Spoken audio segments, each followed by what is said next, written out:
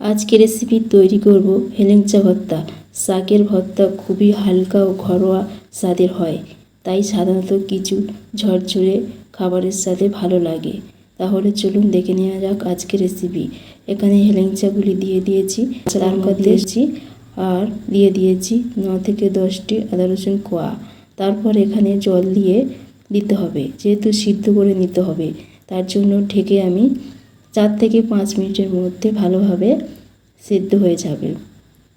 আজকের রেসিপি যদি ভালো লেগে থাকে চ্যানেলটিকে সাবস্ক্রাইব করবেন, পাশে থাকা বেল আইকনটি প্রেস করবেন, সবার সাথে শেয়ার করবেন আর বন্ধুরা লাইক করতে ভুলবেন না। এইভাবে আর 2 থেকে 3 মিনিট ভাপিয়ে নিতে হবে।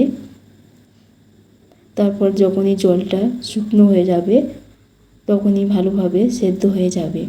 দেখে বুঝতে পারছেন সুন্দরভাবে সেদ্ধ হয়ে গেছে।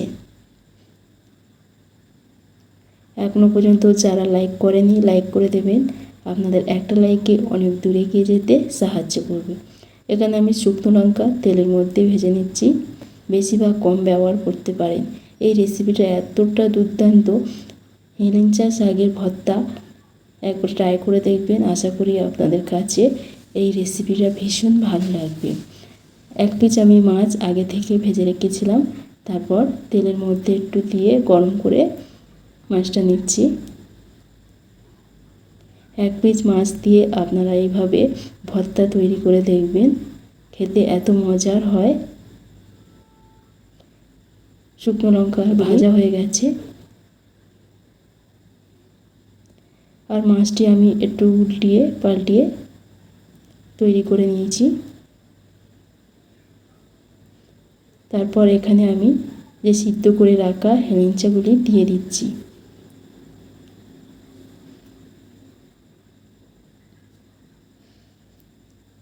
দিয়ে আর একটু নেড়ে চেড়ে নেব তেলের মধ্যে নেড়ে চেড়ে নিলে কিন্তু খেতে ভীষণ ভালো লাগে। সেই কারণে একটু তেলের মধ্যে আমি ভেজে নিলাম, যেহেতু আমি প্রথমে সেদ্ধ করে নিয়েছি সেই কারণে একটু ভেজে নিলাম, যে কাঁচা হালি যে গন্ধটা থাকে এই গন্ধটা আর থাকবে না আর খেতে ভীষণ ভালো লাগবে।